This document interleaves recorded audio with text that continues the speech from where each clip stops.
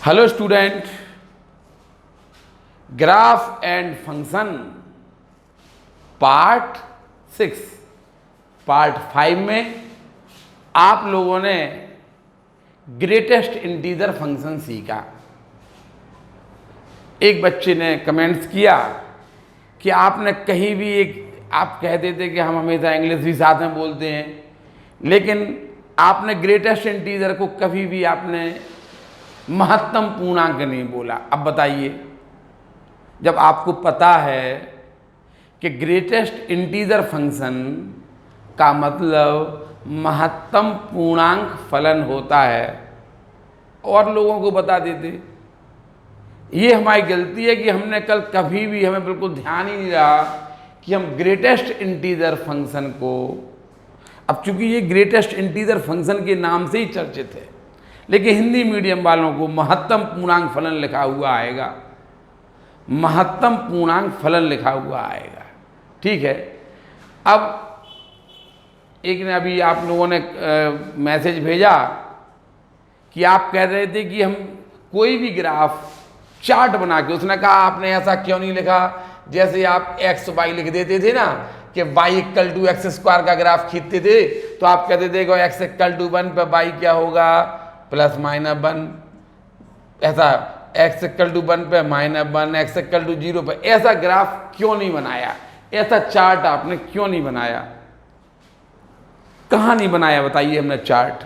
आप लोगों को ग्रेटेस्ट इंटीजर फंक्शन में हमने आपको इतना तो समझाया। देखिए, हमने आपको ये बताया था, आप फिर से थोड़ा सा ग्रेटेस्ट इंटीजर के बारे में हमने कहा था, ऐसे बोल रहे थे। देखिए हम क्या समझा रहे थे कि y equal to greatest integer of x।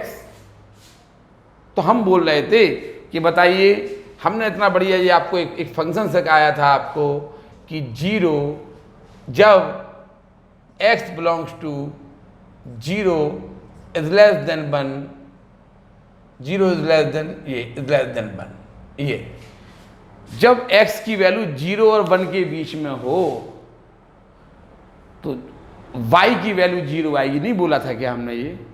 चलिए लो ऐसा चार्ट बना दिए। चलो ये अब बताइए, x इक्वल टू, हमने x इक्वल टू हमने कहा 0.1।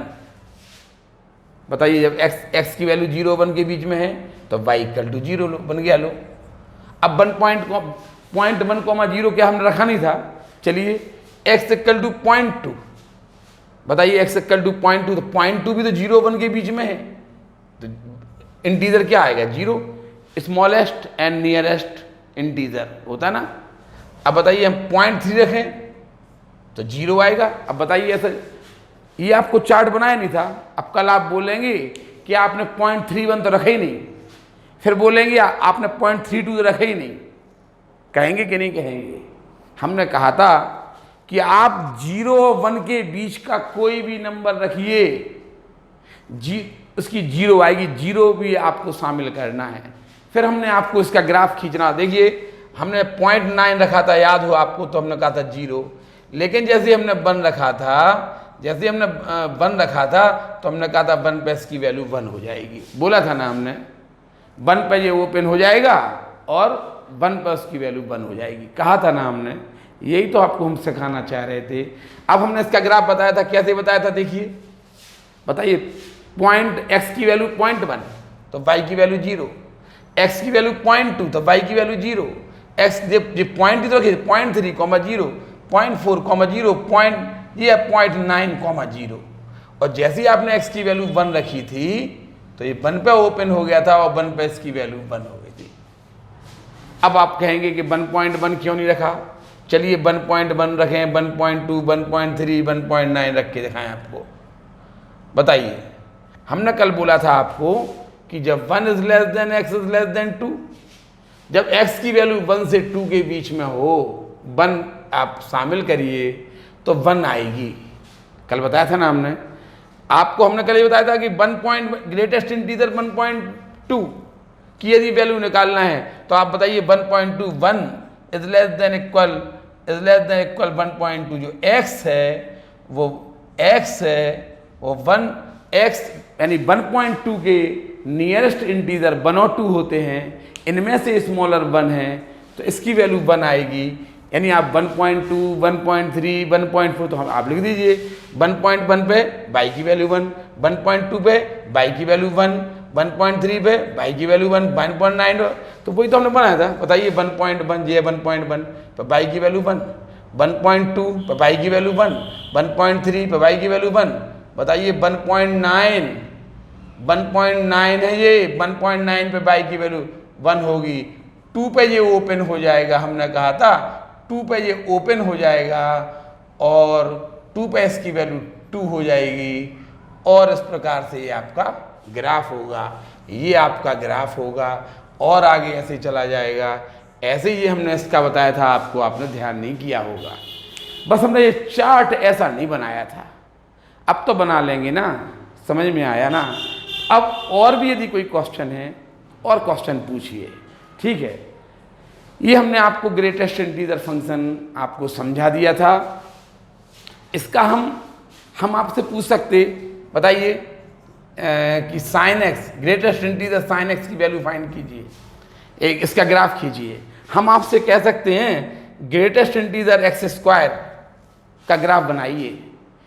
हम कुछ भी करवा सकते हैं आपसे, हम आपको और भी आगे इसका विस्तृत वर्णन पढ़ाएंगे। अभी हमने आपको केवल डेफिनेशन आपको समझाइए, आपको इतना ही वैसे ज़रूरत है, लेकिन हम इससे भी आगे आपको आगे पढ़ाएंगे।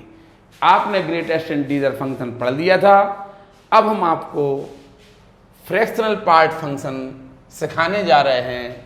फ्रैक्शनल पार्ट फंक्शन में देखिए ग्रेटेस्ट इंटीजर, आपको लग रहा होगा फ़ायदा क्या है। कई क्वेश्चन एक आप तो देखिए एनसीईआरटी की बुक में दिए हैं ग्रेटेस्ट इंटीजर, हमें बोर्ड से लेना देना नहीं है, पेपर में आते हैं नहीं आते इससे लेना देना नहीं है। लेकिन जब एक क्वेश्चन आता है आपकी किताब में तो आप यहाँ वहाँ देखने लगते हैं कि ये तो हमने कभी देखा ही नहीं है, कभी इसको हमने पढ़ा ही नहीं है। हमने आपको जो बेसिक दिया है ना, आप हमसे कोई भी ग्राफ खिंचवा लिए, किसी भी ग्राफ को हम आपको मॉड साइन एक्स का ग्राफ खींच के दिखा सकते हैं। हम आपको एक ग्रेटेस्ट इंटीजर साइन एक्स का ग्राफ हम आपको खींच के दिखा सकते हैं, ग्रेटेस्ट इंटीजर एक्स। और वही सोच आप लोग कह रहे कि आप कहते थे कि हम ऐसा समझाएंगे कि समझ में आएगा, आप समझ ही नहीं रहे ना। आप लोग पढ़ रहे होते ना तो ये क्वेश्चन नहीं करते कि हमें समझ में नहीं आया, पढ़ाई में मन नहीं लगा रहे ना, इसलिए ऐसा हो रहा। समझ में आया ना। फिर भी हमने आपको प्रयास किया कि आपको समझा दें। अगर नहीं आया है तो कल तक आप हमसे फिर पूछ सकते हैं कि हमें यहाँ समझ में नहीं आया, यहाँ बता दीजिए। अगर आ गया हो तो अभी आप बता दीजिए, लाइक करिए, कमेंट्स करके बताइए ना, इससे अच्छा लगता है कि आप लोगों को समझ में आ रहा। लेकिन जब आप पढ़ ही नहीं रहे होंगे तो काय का लाइक, काय का कमेंट्स, काय का समझ में आ रहा, क्या का नहीं आ रहा। आपने तो बस फर्स्ट खोला, हेलो स्टूडेंट सुना, बस क्लिक, आगे बाहर निकल गए अपन लोग। फिर और भी तो देखना है, मम्मी पापा को भी बताना है कि हम पढ़ रहे हैं, है कि नहीं। चलिए fractional part function, fractional part function देखिए। फ्रैक्शन में आप भिन्नात्मक पॉइंट भाग, जो भाग इसका डेसिमल में होता है ना, दशमलव में होता है, हम उसको देखते हैं। देखिए फ्रैक्शनल पार्ट फंक्शन को आप कर्ली ब्रैकेट x लिखते हैं और आप इसे याद रखिए, x minus greatest integer of x। देखिए fractional part equal to x minus greatest integer of x। बस ये है मेन चीज़, इतना ही हमें बोर्ड में इतना ही सीखना है। इसी से हमारा सब कुछ ग्राफ आ जाएगा। इसी से हमने फिर बोल दिया integral area under the curve. यदि आपने हमसे पढ़ लिए हैं ये ग्राफ, ये समझ के चलिए कि आपको ये 2 चैप्टर आपको पढ़ना नहीं है, क्योंकि पूरा हम ग्राफिकल पढ़ाएंगे आपको। इंटीग्रल में हम आपको ग्राफ के द्वारा, इंटीग्रल नहीं ग्राफ के द्वारा हम आपको इंटीग्रल समझाएंगे। एरिया अंडर द कर्व, पूरा ग्राफ से आपका एरिया निकाल के आपको दिखा सकते हैं, ठीक है। अब आप देखिए फ्रैक्शनल पार्ट फंक्शन को कर्ली ब्रैकेट x लिखते हैं, x minus greatest integer of x, ठीक है, where greatest integer x equal to is less equal x होता है। अब आप देखिए ये प्रॉपर्टीज़ हैं कि जो फ्रैक्शनल पार्ट है, फ्रैक्शनल पार्ट ऑफ एक्स की वैल्यू हमेशा 0 और 1 के बीच में होती है। फ्रैक्शनल पार्ट आप जैसे आप देखिए कि कर्ली ब्रैकेट 2.9 जैसे हमने लिख दिया, ठीक है, कर्ली ब्रैकेट 2.9। आप देखिए ये है आपका x। अगर आप चाहें तो इस फॉर्मूले से कर लें, ठीक है। फॉर्मूले नहीं करना हो तो बताइए 2.9 में इसका आंसर आ जाएगा 0.9। देखिए 2 तो है इंटीजर और 0.9 फ्रैक्शन है, 0.9 फ्रैक्शन है, वही तो हम पूछ रहे हैं ना इसमें आपसे। लेकिन आपको समझ में नहीं आ रहा, कोई बात नहीं, आप इस फॉर्मूले को देखिए। Curly bracket x equal to ये होता है तो आप क्या कहेंगे, x बताइए x कितना है आपका यहाँ पे, x है 2.9 माइनस ग्रेटेस्ट इंटीजर ऑफ 2.9 क्या होता। अब तो आप समझ रहे हैं ना, ग्रेटेस्ट इंटीजर 2.9, 2.9 2 और 2.9 के नियरेस्ट इंटीजर होता है, 2.9 के नियरेस्ट इंटीजर होता है 2 और 3। इसमें से स्मॉलर कौन है, 2 है, 2 है ना, तो ग्रेटेस्ट इंटीजर 2.9 2 कहलाएगा, ठीक है। 2.9 माइनस 2 इक्वल टू 0.9। लो ये है फ्रैक्शनल पार्ट। अब आप आराम से बात कर सकते हैं। देखिए अगर हम आपसे बोलेंगे फ्रैक्शनल पार्ट ऑफ 2.1, यानी जब x की वैल्यू 2.1 है, समझ रहे हैं ना आप, जब हम ग्राफ बनाएंगे आप कहेंगे आपने चार्ट नहीं बनाया, आप यहाँ लिखिए x, यहाँ y, आप यही चाहते थे ना, हम वैसा भी समझाए दे रहे हैं। लेकिन आप देखिए जी हम x की वैल्यू 2.1 रखिए, ये है, आप यहाँ पे x की वैल्यू कितनी रखी हमने 2.1, x की वैल्यू 2.1 रखी। अब बताइए इसके माने होता है 2.1 माइनस फ्रैक्शनल पार्ट ऑफ 2.1। बताइए 2.1 माइनस 2.1 का greatest integer of 2.1, greatest integer 2.1 का ग्रेटेस्ट इंटीजर क्या होता है 2। देखिए फ्रैक्शनल पार्ट 0.1 आया, समझ में आया ना। ये फॉर्मूला भी आपको माइनस में आएगा ना, माइनस में। अब जैसे देखिए, अब आप समझ गए ना, अब आप समझ गए होंगे कि यदि x की वैल्यू 2.9 है, जब आप बनाएंगे x 2.9 तो y लिखेंगे आप 0.9, x लिखेंगे 2.1 तो y लिखेंगे 0.1, ठीक है ना। अगर 2.1 है तो y 0.1, x की वैल्यू 3.1 है तो y 0.1, x की वैल्यू 4.1 है तो y 0.1, x की वैल्यू 2.2 है तो y 0.2। अब तो समझ गए ना आप, यही तो फ्रैक्शनल पार्ट है। देखिए फ्रैक्शनल पार्ट की वैल्यू हमेशा 0 1 के बीच में होती है। देखिए आपने अभी 2 एग्जाम्पल लिए हैं, 0 1 के बीच में है कि नहीं है, पहली बात। चलिए आगे, अब उसने कहा फ्रैक्शनल पार्ट ऑफ x 0 होगा, fractional part of minus x 0 होगा if x belongs to i। यदि x इंटीजर है, यदि x इंटीजर है तो इसके फ्रैक्शनल पार्ट, अब आप खुद समझ सकते ना। आपने कहा 2.9 में फ्रैक्शनल पार्ट क्या है, 0.9 कहा आपने, भिन्नात्मक भाग 0.9 कहा कि नहीं कहा। 0.9 को आप क्या लिख सकते, 9/10 फ्रैक्शनल पार्ट। फ्रैक्शन माने होता है भिन्नात्मक भाग, फ्रैक्शन माने होता है भिन्न। आप देखिए उसने फ्रैक्शनल पार्ट कहा 0.9, ये फ्रैक्शनल पार्ट। और जब यहाँ पे इंटीजर होगा, इंटीजर होता जैसे आपने कहा 2.0, बताइए फ्रैक्शनल पार्ट 0 है कि नहीं है, इसका है कि नहीं। तो वही हम आपसे बोल रहे हैं, फ्रैक्शनल पार्ट ऑफ x 0 होता है कब, जब x बिलोंग्स टू i, जब x i लिखा हो, इंटीजर लिखा हो, ठीक है।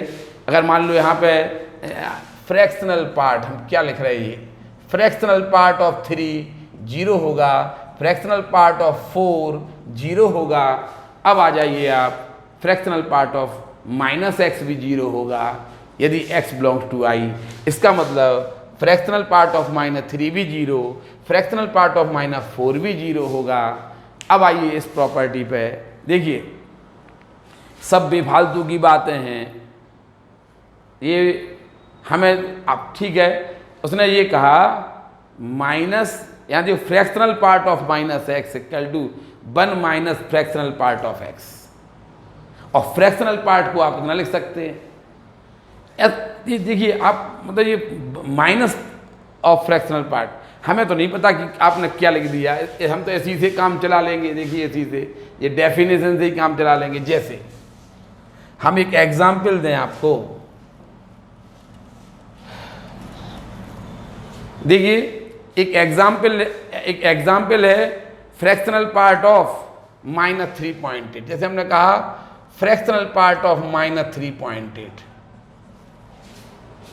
Fractional part of -3.8। देखिए -3.8 तो उसने कहा, हमने ये बोल दिया, देखिए हमने तो कहा ये x, हम एक ही बात जानते, ज़्यादा उसमें पढ़ने के चक्कर में नहीं रहते।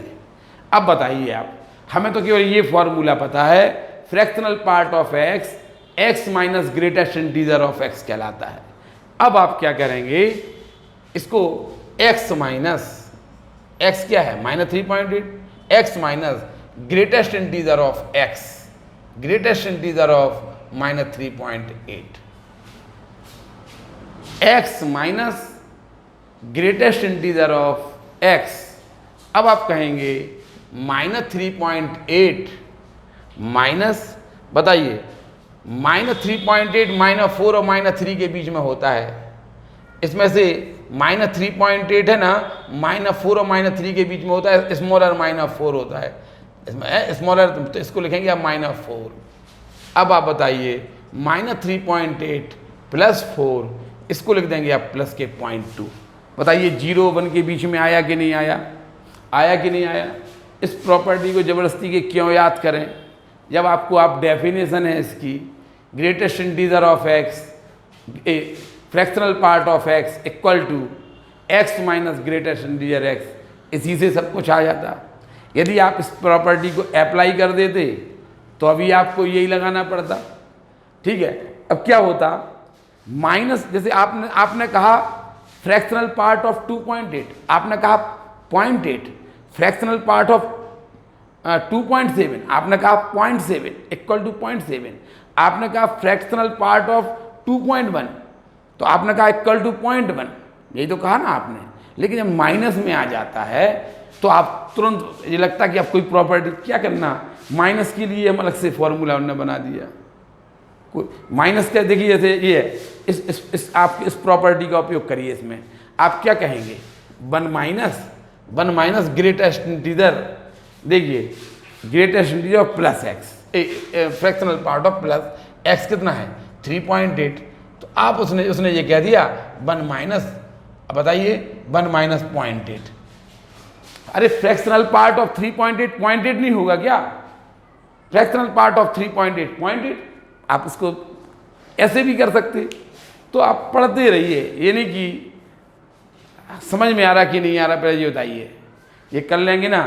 तो fractional part of x equal to x minus greatest integer of x, where greatest integer x, आप समझ रहे ना। आप फ्रैक्शनल पार्ट की ये प्रॉपर्टीज हैं, 0 1 के बीच में होती है, ये फ्रैक्शनल पार्ट ऑफ x 0 होगा जब x i है, समझ रहे, फ्रैक्शनल पार्ट समझ रहे ना। आप बताइए, हमने आपको इतना ही तो पूछा है ना कि आप फ्रैक्शनल पार्ट ऑफ 1.1 क्या बोलेंगे, आप फ्रैक्शनल पार्ट ऑफ 1.1 में आप बोलेंगे 0.1, फ्रैक्शनल पार्ट ऑफ 1.2 क्या बोलेंगे 0.2, फ्रैक्शनल पार्ट ऑफ 1.3 क्या बोलेंगे 0.3। अब जैसे माइनस में आ जाए तो थोड़ा सा सोच लिया करे, इस प्रॉपर्टी को लगाना हो तो लगा देना, अगर माइनस में आ जाए तो।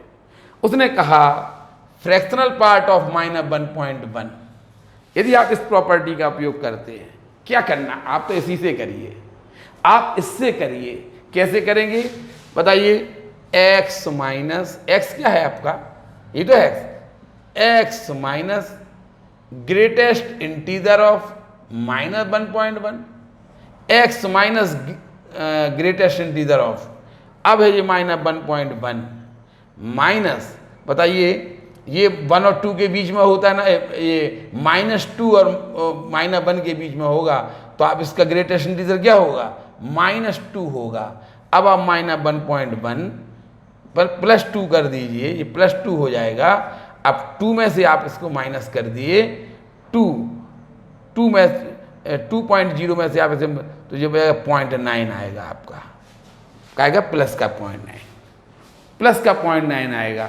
यदि आपने इस प्रॉपर्टी का उपयोग किया तो आप लिखेंगे इसे 1 minus greatest integer of plus x plus 1.1। अब बताइए 1 माइनस, इसको क्या लिखेंगे आप? 1 माइनस, इसे लिख देंगे आप 0.1 लिख देंगे कि नहीं?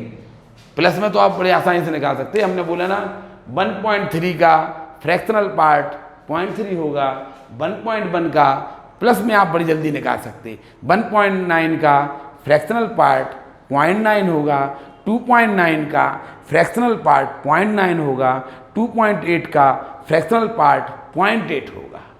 इतना समझ चुके ना आप? देखिए अब आपको कुछ यदि उसमें से उतारना है, ये प्रॉपर्टी वगैरह आप उतार लीजिए और ग्राफ की तैयारी करेंगे। अब ग्राफ पढ़ाएंगे इसका।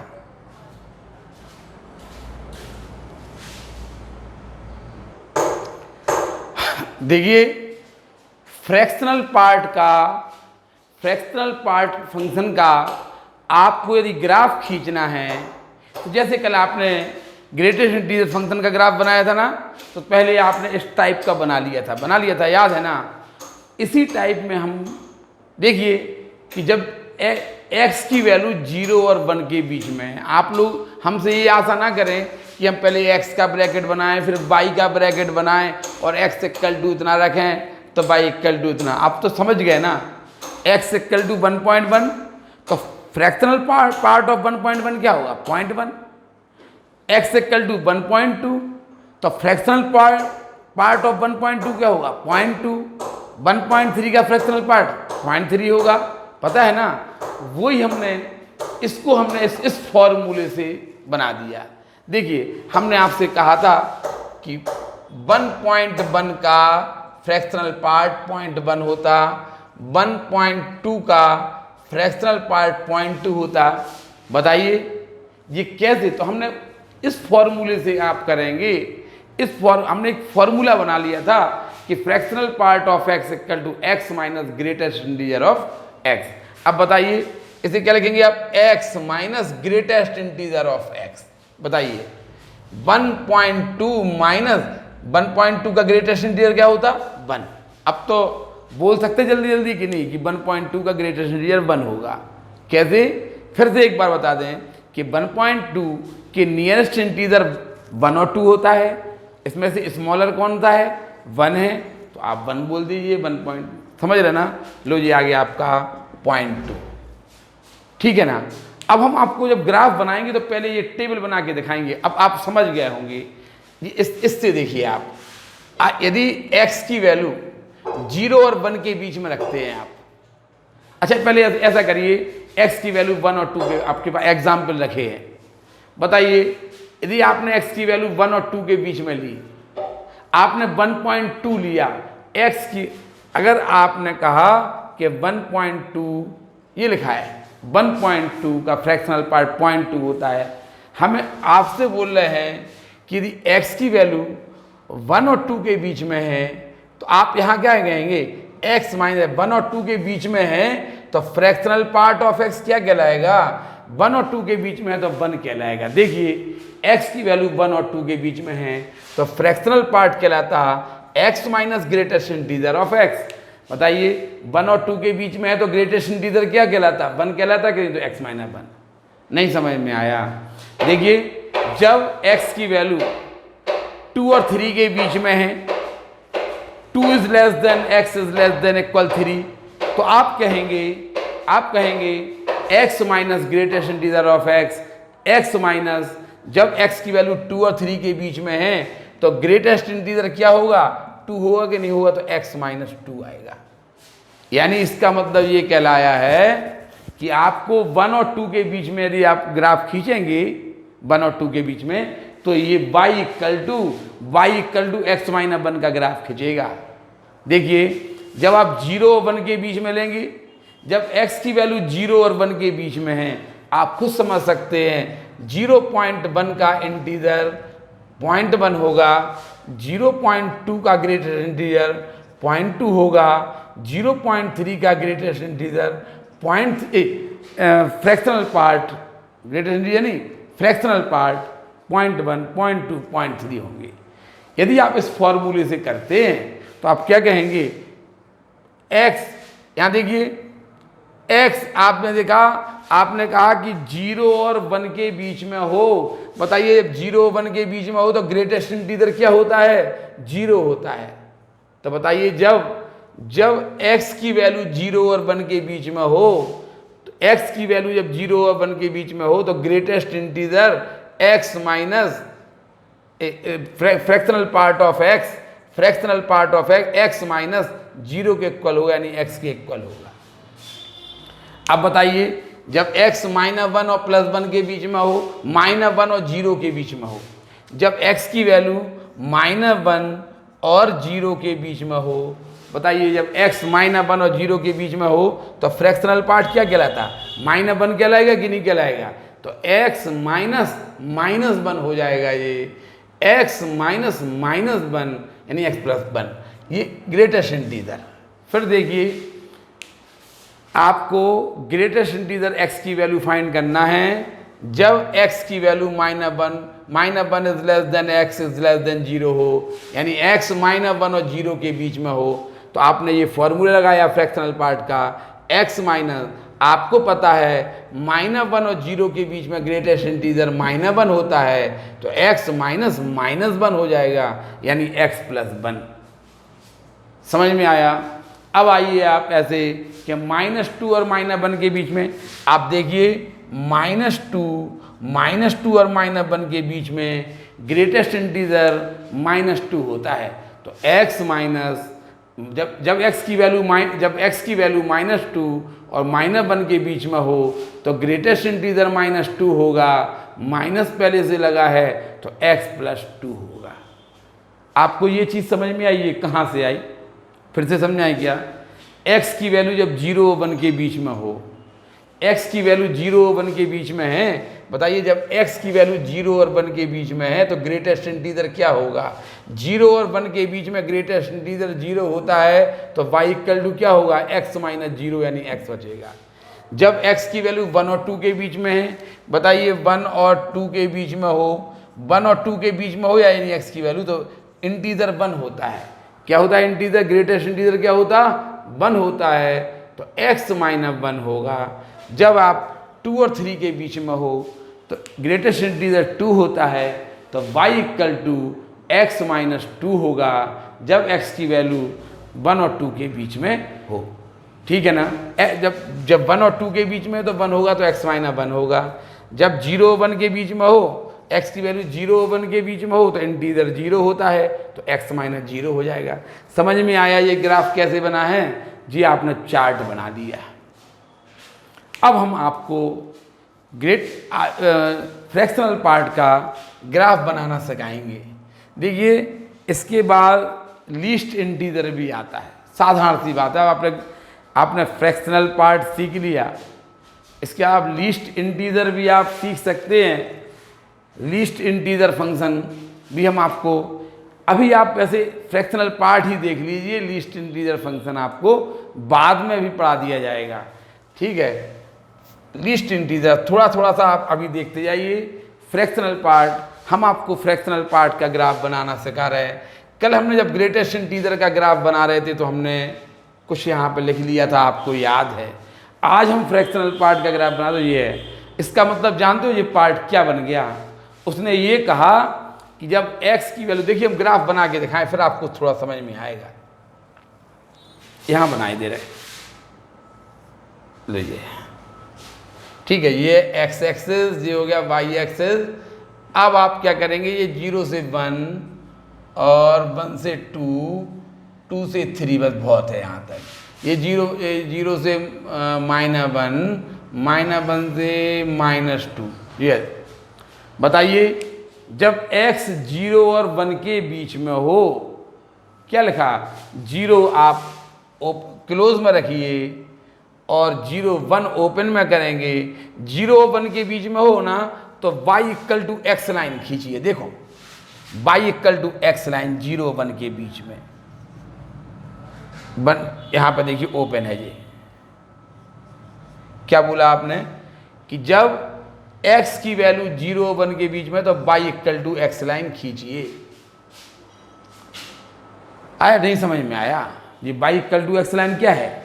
y इक्वल टू जो एक्स लाइन होती ना वो ओरिजिन से पास होती है और x एक्सिस से 45 डिग्री इंक्लाइंड होती है, झुकी होती है। ये आपको पता है ना, 45 डिग्री है और इससे पास हो रही है, 0 0 से ओरिजिन से पास हो रही है। अब वो क्या कह रहा, 1 से 2 के बीच में y equal to x minus 1 line खींचिए। y इक्वल टू ऐसा लगा दीजिए, 1 और 2 के बीच में, ये 1 और 2, 1 और 2 के बीच में y equal to x minus 1 line खींचिए।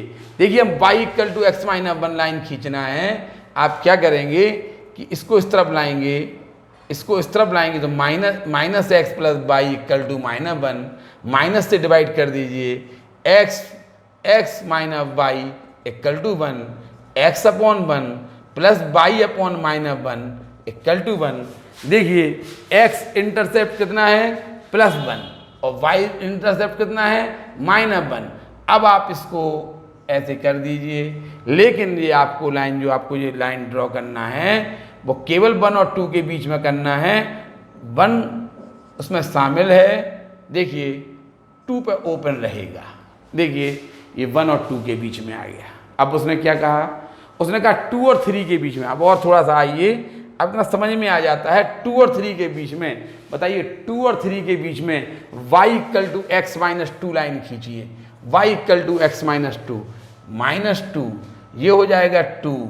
अब आप क्या करेंगे, 2 से डिवाइड करेंगे, x upon 2 plus y upon -2। बताइए x इंटरसेप्ट क्या होगा, +2, और y इंटरसेप्ट क्या होगा, -2, और आप इसको मिलाएंगे, ऐसे बढ़ा देंगे। 3 पे आपका ओपन है, आप कहेंगे -2 और 3 के बीच में खींचना था। देखिए ये फ्रैक्शनल पार्ट का आपका ग्राफ बन रहा है। चलिए आप यहाँ पे आ जाइए, -1 और 0 के बीच में आ जाइए। -1 और 0 के बीच में आपने कहा -1 और 0 के बीच में y equal to x plus 1 line खींचेगी। y equal to x plus 1 का मतलब है -x plus y equal to 1, यानी x upon -1 plus y upon 1 equal to 1। x intercept -1 है, y इंटरसेप्ट +1 है, ये हो गया +1,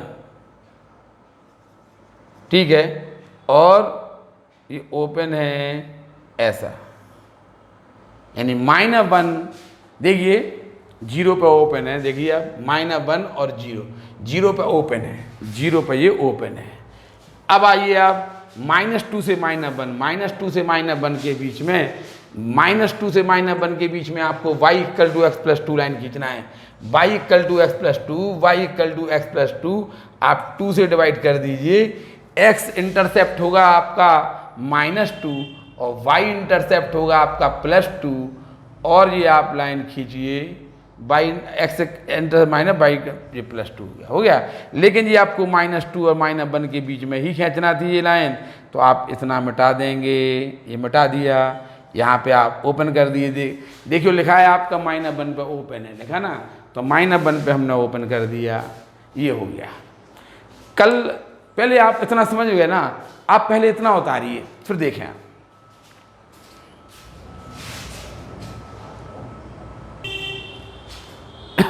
देखिए कल के दिन आपका क्वेश्चन हो सकता आ जाए। पहले तो आपने ये बनाया, देखा था आपने ये कैसे बनाया था, ये आपने कैसे बनाया, ये सबसे महत्वपूर्ण बात ये है। फिर हमने आपको ग्राफ खींचना सिखाया। कल आप ये क्वेश्चन कर सकते हैं, जैसे कि आज क्वेश्चन किए हैं, इस आधार पे आप कल भी बोल सकते हैं। कल ये बोलेंगे कि ग्राफ ये कैसे आया, ये कैसे, कौन सा क्वेश्चन आ जाए आपका। हम थोड़ा सा आपको और समझाना चाह रहे हैं, कुल मिला के ये है। अब आप देखिए, जैसे हमसे कहा आप लोग ये चाहते हैं कि ऐसा ऐसा बनाइए, लो x और y, ये आप चाहते हैं। बताइए पॉइंट 1 पे पॉइंट 1 हो, जब x की वैल्यू 0.1 हो, x की वैल्यू 0.1 हो, तो y क्या होगा, y होगा आपका 0। 0.1 इंटीजर नहीं पढ़ रहे हैं, 0.1।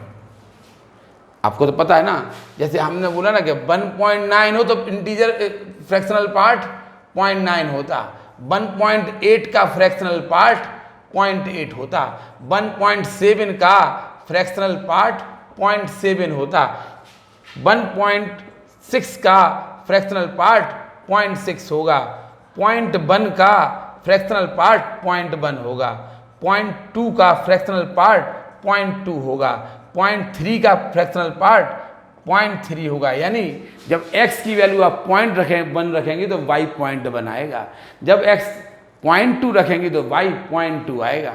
बताइए, x इक्वल टू 0.1 तो y equal to 0.1, x equal to 0.2 तो y equal to 0.2, x equal to 0.3 तो y equal to 0.3, x equal to 0.9 तो y की वैल्यू, यदि x की वैल्यू आप 0.9 रखते हैं तो y 0.9 आएगा। y माने ये फ्रैक्शनल पार्ट ऑफ 0.9। अब बताइए, आपने x इक्वल टू 0.1 रखा तो y equal to 0.1, x equal to 0.2 तो y equal to 0.2, x equal to 0.3 तो y equal to 0.3, x equal to 0.9 तो y इक्वल टू 0.9। 1 पे इसकी वैल्यू 1 होगी। देखिए हमने मिटा दिया है, हमने यहाँ तो लिख के दिखाया था, ये भी मिटा दिया हमने। बताइए, अगर यहाँ पे 1 लिखा होगा, आपसे बोला था कि यदि x इंटीजर है, आपको बोला था कि x इंटीजर है तो इसकी वैल्यू कितनी आ जाएगी, 0 हो जाएगी। 1 पे ये ओपन हो जाएगा और 1 पे आपको बताया था हमने फ्रैक्शनल पार्ट ऑफ 1 0 होता है, तो 1 पे इसकी वैल्यू 0 हो जाएगी। यानी ये पॉइंट है अपना 1,0। लो 1,0 ये आ गया। लो 1,0 तो यहाँ होता कि नहीं, पहले ग्राफ यहाँ पहुँच गया था और जैसे ही बनाया तो यहाँ ओपन हो गया और 1 पे 0 हो गया, ब्रेक हो गया ग्राफ। आपको समझ में आया ना। अब मान लो आपसे कहेंगे 1.1, 1.2, तो आपको पता है कि 1.9 का फ्रैक्शनल पार्ट 0.9, 1.8 का फ्रैक्शनल पार्ट, ये सब इसी फॉर्मूले से आए हैं, हम आपको ये सब समझा चुके हैं। बताइए, तो 1.1 का फ्रैक्शनल पार्ट क्या होगा, 0.1, 1.2 का फ्रैक्शनल पार्ट, 1.3 का फ्रैक्शनल पार्ट, 1.9 का, समझ रहे ना। आप कहेंगे 1.1, ये 1.1 पे 0.1, 1.2 पे 0.2, 1.3 पे 0.3, 1.9 पे 0.9, और जैसे ही 2 आएगा 2 पे ये ओपन हो जाएगा और 2 पे आपको पता है फ्रैक्शनल पार्ट ऑफ 2 0 होता है, आपको अपना बताया था, और 2 पे ये 0 हो जाएगा। आप ऐसा भी सोच सकते हैं, सोचने का केवल एक तरीका है। हमने बोला ना कि हमने ये, चूँकि हमने ये बना लिया था, ये आप देखिए ये मिट चुका है, ये हमने आपको बना के समझाया था। इस टाइप से ये आपका फ्रैक्शनल पार्ट फंक्शन का, ग्राफ एंड फंक्शन का फ्रैक्शनल पार्ट और पार्ट 6 यहीं पर समाप्त होता है। यदि कुछ समझ में नहीं आया हो तो क्वेश्चन जरूर पूछिए, समझ में आ गया हो तो आप लाइक कमेंट्स करिए, कुछ तो बोलिए कि आपको समझ में क्या नहीं आ रहा या कितना समझ में आया। इससे हमें पता, आपके जो कमेंट्स आते हैं, आपके सुझाव आते हैं, इससे हमें ये पता चल जाता कि आप पढ़ रहे हैं कि नहीं पढ़ रहे हैं, आपको कितना समझ में आ रहा। अच्छा समझ में आता है तो उत्साह बढ़ता है। इसलिए आप हमें ये संदेश देने का प्रयास जरूर करें कि आपको कितना समझ में आया या कहाँ समझ में नहीं आया। आपकी हर समस्या का सॉल्यूशन हम करेंगे। धन्यवाद। उतार लीजिए।